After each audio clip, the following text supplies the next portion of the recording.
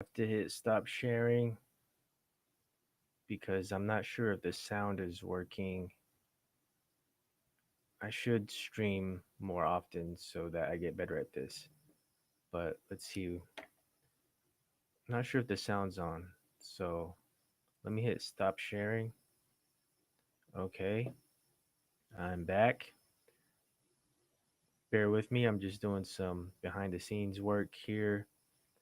I'm going to click this sharing option, share system audio. Make sure you do the share system audio whenever you do restream if you wanted to share. Nice. So I've scoured the internet over content that I could talk about and talk over. So what we're going to do is play a quick video and I'm going to quasi pay attention to the audience, which is zero right now. I'm going to turn off the chat. This isn't like a toxic topic that gets a lot of attention, but it's very important, near and dear to my heart. Everybody should know how to save lives. It's important. If you're a physically active person that's out there doing stuff, you should definitely know how to put a tourniquet on. But before you learn how to put a tourniquet on, you should know what items you must carry.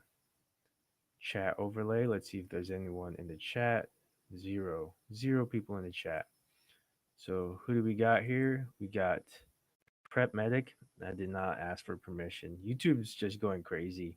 Twitch is just going crazy with restreams and these. I'm not gonna like sell anything. I'm not selling his items. I'm just reacting to Prep Medic. I will endorse it though. I'll say, hey, subscribe to his channel. It's a good channel. I watch him. I watch this YouTube channel all the time. Just kind of nerd out on TC3. So still zero folks in the chat. I do get some chat action for boxing. All right, so let's work through this video. Own life-saving first aid kit.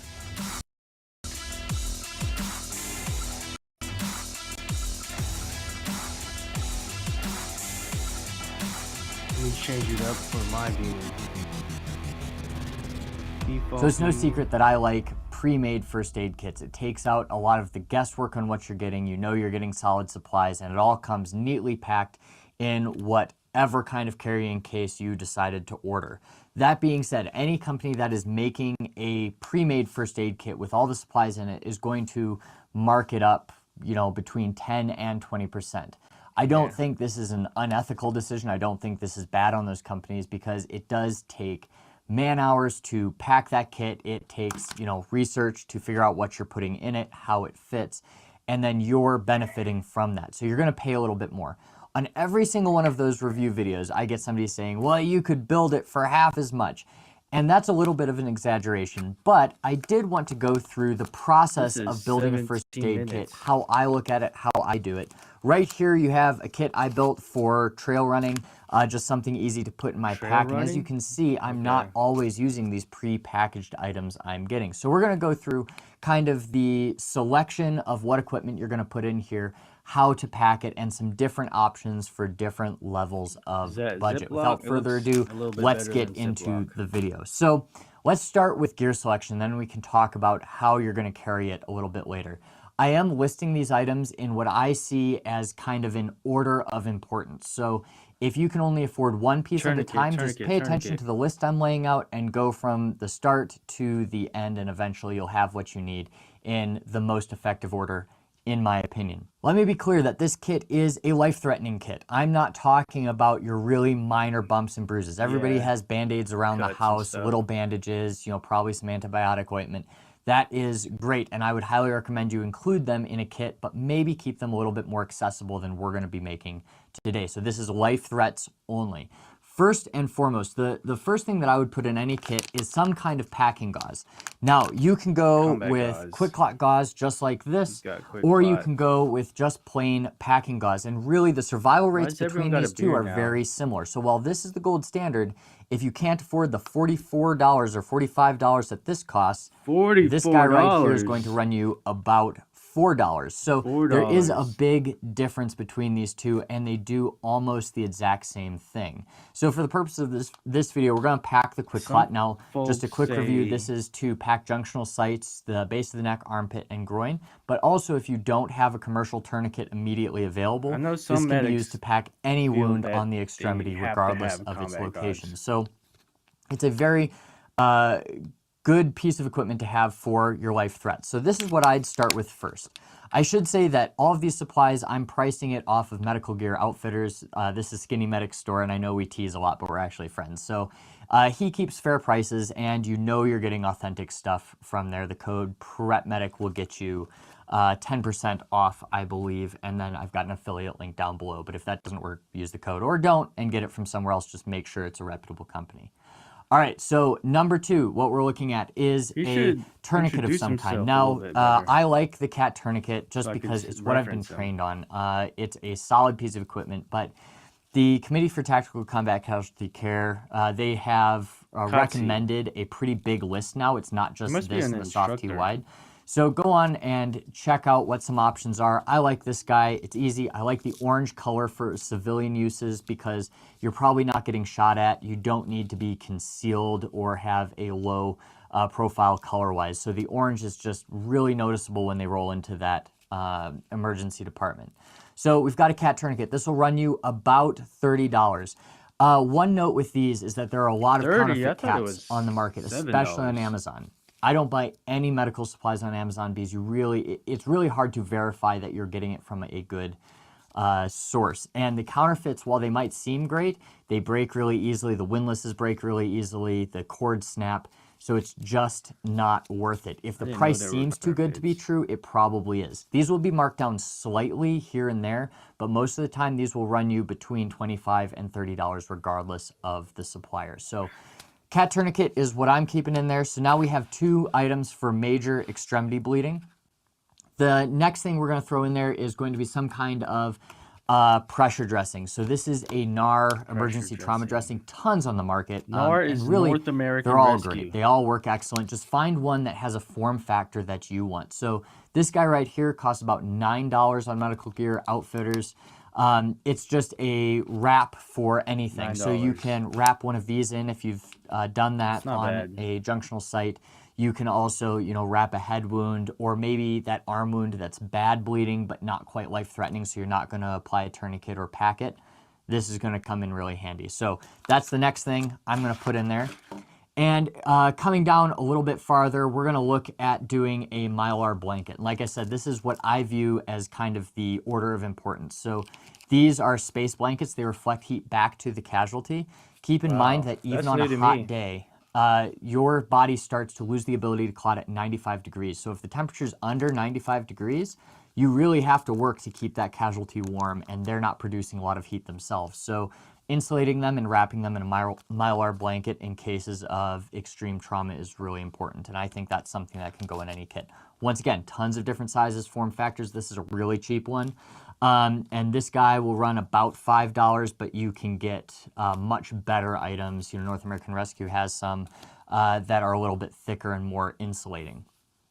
All right, next up, we've got chest seals. So I put this pretty low on the list of things that I see are important. So these are hyphens. They're laminar valve, which have been shown to be some of the more effective on the market for reducing the incidence of a tension pneumothorax. That's a collapsed lung that's pushing the mediastinum over and causing a kind of obstructive shock.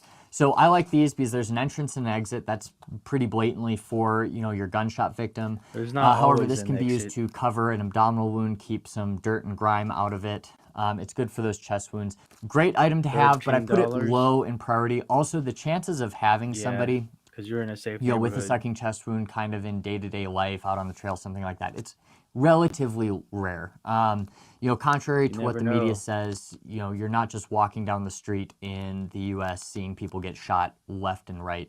It's still something that is relatively uncommon. So something that you should have, but not necessarily the first priority for a kit like this. All right, next up we have an NPA. So you can get one NPA. This guy is like $5, $6. Nasopharyngeal But airway. you can also get a variety of NPA. sizes, and I think that'll run you about $30. So size these to the people that you are around. If this is a range kit and you're going out with a bunch of guys your size and you fit a 28 French, great. This will work excellent for you. Get a 28 French NPA. But if you're going out with your kids, 28 size them for French an NPA. NPA. See which ones fit them and carry those in your kit. So this is just the one I'm going to put in Carry here, them but you in can your get a kit. variety of sizes. 28 French is kind of that the it? standard in a lot of IFAKs because most of them are built around a military model where you have 20 to 30-year-old fit guys that are going out and they're all going to fit that 28 French. But that's not the case stateside in your everyday life. And if you're building your own kit and you're trying to budget it, the government's not picking up the bill, so I'm going to assume that you're not using this for a military application. All right, we've got a couple other things. Now we've got this. This is like a 4x4. I didn't even price it out because this will be cents. You can get this anywhere. North America, or a lot of websites have them.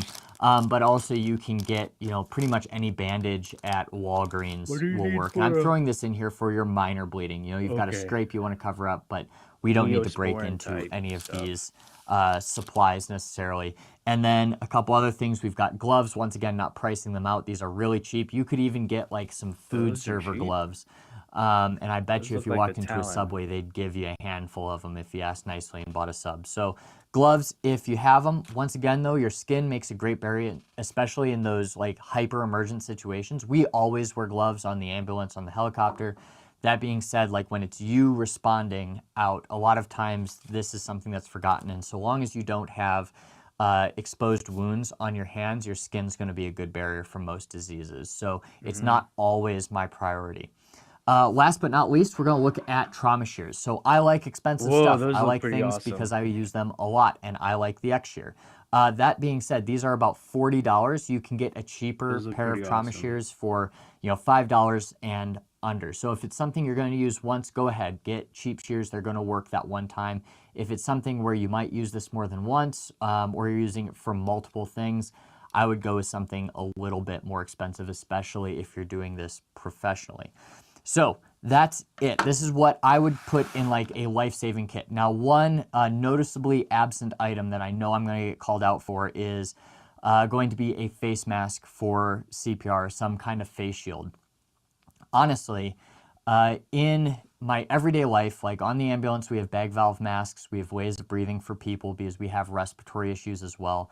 Out and about for life-saving care, if I'm doing CPR on somebody, I'm going to go to hands-only CPR. That breath or those 2 breaths every 30 compressions have really been shown to be no better for survival than just doing good quality compressions for the patient with an open airway. Every time you come off their chest, they're going to inhale a little bit and they're going to circulate more oxygen. So if you want to throw in a face shield in here, if you were trained 30 to 2, do what you were trained to do. So I would recommend throwing that in. So that's everything I have in here. Now, storing this, you can do this multiple ways. Now, I have a way I like to do it, but if you really want like cheap grocery store option, go with a heavy-duty plastic bag. Throw these components in there, and you can throw this kit anywhere. Most of us don't need a nylon kit because those are meant to be mounted to things. And unless you're walking around with Molly all the time, or you have something specifically you want to Molly it onto or attach it to in a specific situation, those kits aren't going to do anything for you except maybe organize it in a specific way, make it easier to get out in certain situations. For most of us, though, we can just throw this in a plastic bag. I, however, prefer to vacuum seal it. Now, vacuum sealers are something a lot of people have in their kitchen. They're great, for storing meats and, getting food to not go bad quite as fast. If you don't have one of these, you can buy them for like $30 on up on Amazon. Just read the reviews, make sure you're getting one that actually works. But a lot of them work really well.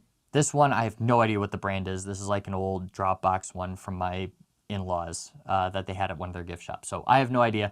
It works well for me.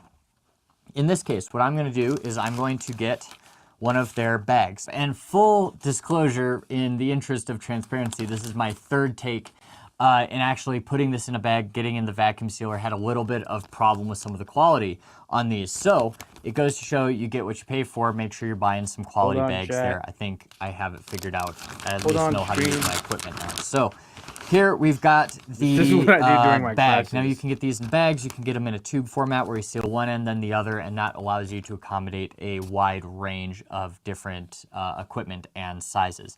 It's important when we're packing this, we do this in an order where things are very accessible where they need to be. So we want our really like high acuity items, things that are really time sensitive near the top, so we can grab those first.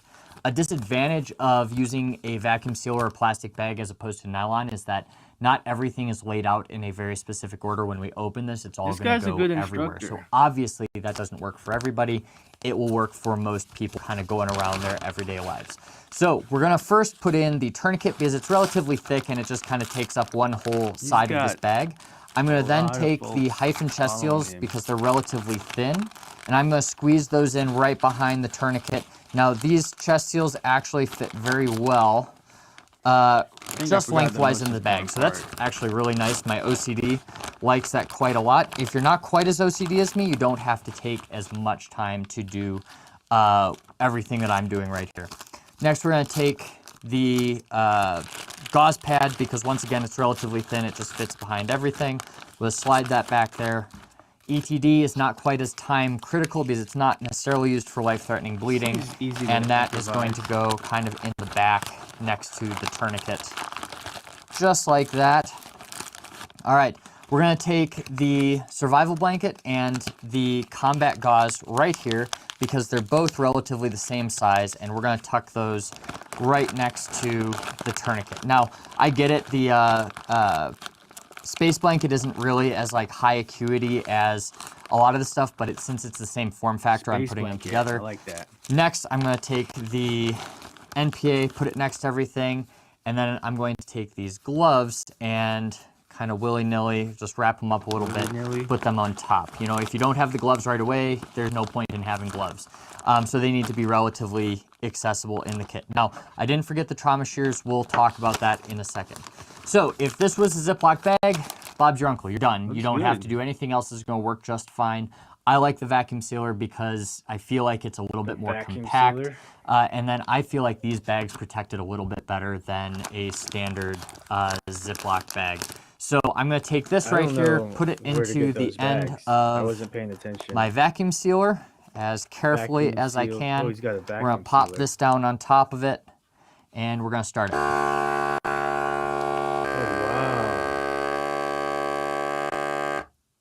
I guess all you have to do, and just like that, we have a completely sealed first aid kit. Now you have to be a little bit careful of the steam right when it comes out because it's still hot and it can rip back apart. But you can see how compact this is. I can put this in just about anything.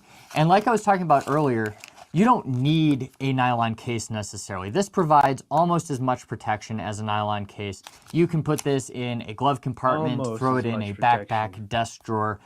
Wherever you carry medical supplies, this will probably work for you unless it's like on body.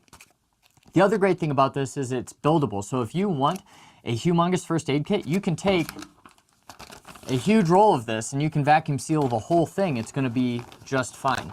Now, I did not forget about the trauma shears, and we need to talk about how to open something like this. So first and foremost, trauma shears are something you need right away. They're usually metal and plastic, so they're not going to be degraded by the elements.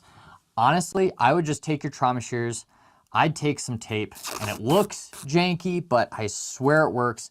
I would just take that and I would tape your trauma shears right to the front of your kit. Then, if the next trick I'm about to show you doesn't work, I like that. You can take this, you can get open these supplies relatively easily. So the next thing I'm going to show you is how you can open a vacuum sealed container without a tool. Although, like everything, there is a failure rate. So all you have to do here is this plastic margin where there's no I don't know, where there's none of this cross pattern here. You just take this and you cut just a small slit, doesn't need to be big, and you can cut one on the other side too, so you're not searching for it. Both of these will allow you to open this kit very, very quickly. So to get this kit open, all I have to do is I just take it right here and I tear. And now I have access to all my supplies. But like I talked about earlier, it comes out in kind of a hodgepodge. And when you're under stress, I guarantee this stuff is going to be anywhere. So make sure you're assessing if a vacuum sealed first aid kit is right for you, or if you do need to go with a nylon option. I will leave links down below for all of these products, as well as Medical Gear Outfitters have an affiliate link down there along with a code. Sometimes YouTube removes affiliate links, but it'll never Good remove my job, discount sir. code. So with all of that being said, if you have any questions, leave them in the comments down below, and I will see you next week. Whoa, I got some people in the chat. Nice. Let's see who's in the chat. Yeah, it is. Who is it? What's going on? Merry Christmas.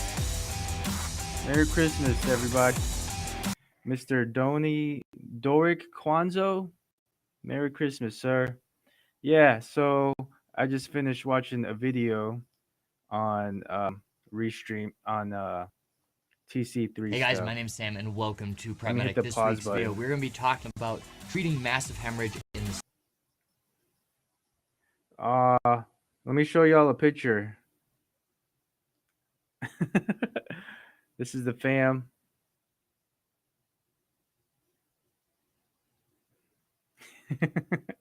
They look so happy. That's my Sibs. Look how good she dresses.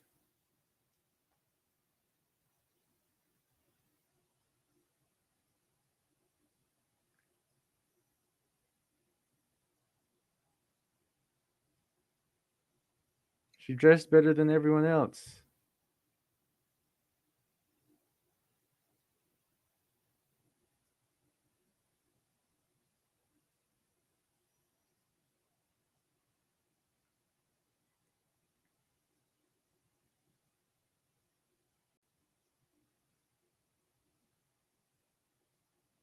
Where is everybody? The others are not there. Well, I might have to sign off because I'm expecting a phone call. Unless y'all want to see me chat with everybody. Unless y'all want to see me chat with my fam. But Mr. Doric Kwanzo, Merry Christmas. My plan was to make some comments about some TC3 work. Subscribe to the channel. I don't know if you're a medic or in the medical field, but it's a good channel. Prep Medic is a good channel. I'm gonna gear all my TC3 content to my YouTube channels, so that's what I'll do in the future. It's just something I can't let go of, so I'm probably gonna follow in his footsteps. But Mr. Doric, Merry Christmas. Have a happy New Year. Thank you for joining. How did you find this video? Are you a subscriber? Just let me know. I'll never catch up with the Aiden Rosses of the world, the PewDiePies, as far as active chat rooms. But I'm happy I got one person in here. So Merry Christmas and Happy New Year's. But yeah, looks like your last comment was a couple minutes ago. I'm not the clingy type or anything like that. I'm not gonna force you to comment right now, but I might call everybody while it's streaming for some folks.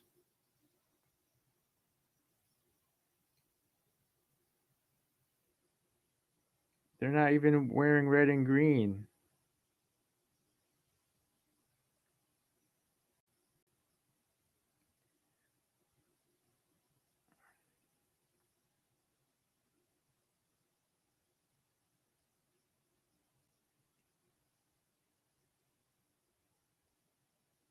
They didn't have the messy presents or anything like that.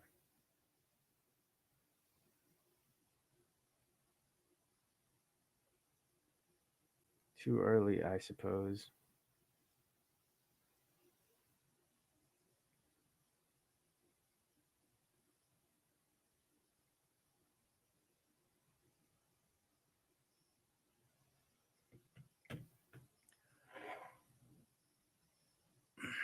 All right, I'm gonna hit end stream. Like I said, Merry Christmas, Happy New Year, and stay tuned for more content. All right, pieces.